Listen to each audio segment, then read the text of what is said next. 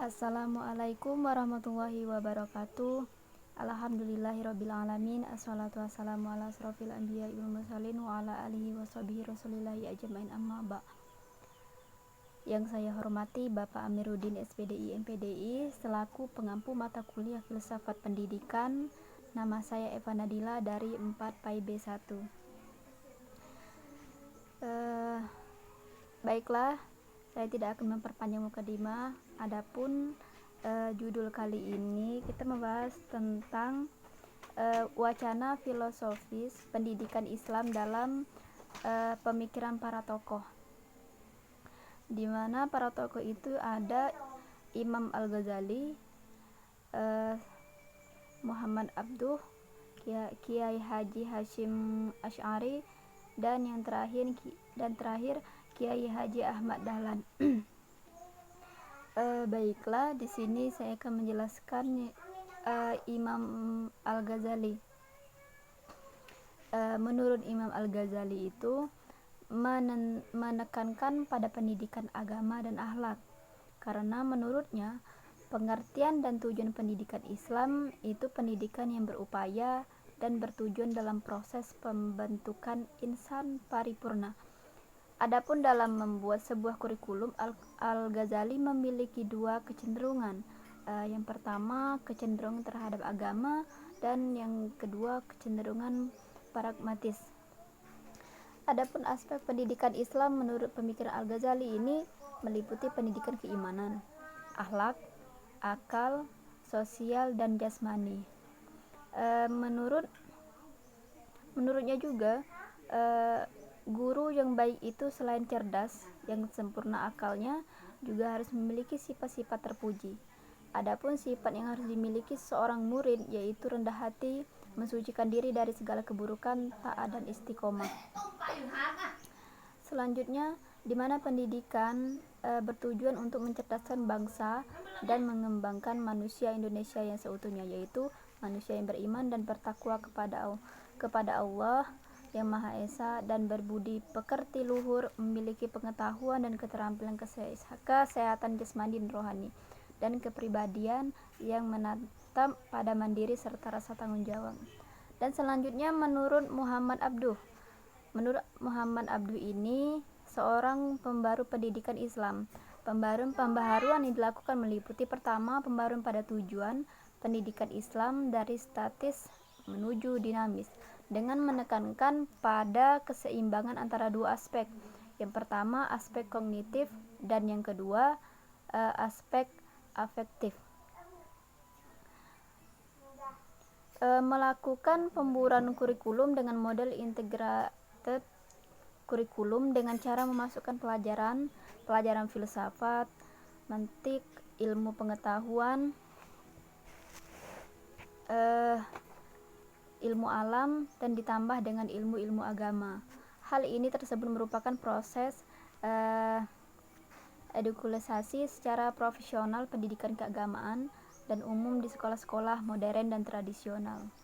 Dan yang ketiga, memasukkan metode muzarah atau metode diskusi dalam proses pembelajaran. Dan keempat, melakukan perbaikan administrasi dengan menentukan honorarium yang layak bagi ulama-ulama Al-Azhar, serta mendirikan gedung administrasi dan melakukan pengangkatan pegawai-pegawai untuk membantu rektor.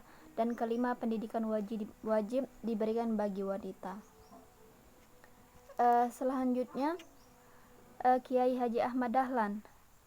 Menurutnya pendidikan Islam merupakan pendidikan bertujuan untuk membentuk pribadi muslim yang seutuhnya, bahwa tujuan pendidikan berupa pembentukan kepribadian serta menjadi manusia yang unggul. Pendidik bagi Kiai Haji Ahmad Dahlan harus bisa memberikan contoh kepada peserta didik, karena peserta didik harus mempunyai ilmu yang dapat diamalkan dalam kehidupan sehari-hari, serta memiliki kemampuan. Kurikulum pendidikan Kiai Haji Ahmad Dahlan ini bersumber dari Al-Quran dan Hadis, karena materi pendidikan meliputi pengajaran Al-Quran dan Hadis, membaca, menulis, menghitung, ilmu bumi, lalu materi Al-Quran dan Hadis seperti ibadah, persamaan derajat, akidah, dan akhlak. Lalu metode yang dilakukan berupa metode sorogan. Selanjutnya bandongan dan wetonan menjadi bentuk madrasah ataupun metode belajar secara klasikal. Kiai Haji Ahmad Dahlan ini tidak menggemblangkan bentuk evaluasi, akan tetapi dari materi yang diamalkan dapat di kehidupan sehari-hari. Dan lingkungan Kiai Haji Ahmad Dahlan tentunya dikelilingi dengan lingkungan keluarga serta tempat tinggal sangat religius, sehingga wajar bila proses pendidikan Kiai Haji Ahmad Dahlan sangat dipengaruhi keluarganya. Selanjutnya, menurut Kiai Haji Hasyim Asy'ari, yang lebih diutamakan dalam sebuah pendidikan itu adalah etika. Berarti, namun tidak menghilangkan aspek-aspek pendidikan yang lain. Pendidikan akhlakul karimah sangat diutamakan karena itu adalah salah satu usaha untuk mendidik diri atas dasar keyakinan atau keimanannya akan membawa kehidupan yang lebih baik. Salah satu karya yang telah ditulis Kiai Haji Ahmad Hasyim Asy'ari tentunya tentang pendidikan, yaitu Adab al-alim wal al-muta'alim fima yataj ilaha al-muta'alim fil ahwali ta'alum wa ma yatakaf al-mu'alim fi maqamat ta'limi. Dalam kitab ini menjelaskan bahwa tata krama seorang pelajar dan pelajar. Dalam kitab tersebut terdiri dari 8 poin penting yang menjelaskan tentang etika pembelajaran. Adapun poin yang ke-8 poin itu keutamaan ilmu dan etika yang harus diperhatikan, etika seorang murid terhadap guru, dan etika murid terhadap pembelajaran dan hal-hal yang harus dipedomani bersama guru, dan etika yang harus dipedomani oleh guru ketika akan mengajar. Selanjutnya etika guru terhadap murid-muridnya, dan yang terakhir etika terhadap buku ataupun alat yang digunakan dalam pembelajaran. Baiklah, mungkin hanya itu yang dapat saya sampaikan. Lebih dan kurangnya saya mohon maaf apabila terdapat kekurangan dalam penyampaian. Saya akhiri, wallahu muwaffiq ila aqwamit thoriq. Wassalamualaikum warahmatullahi wabarakatuh.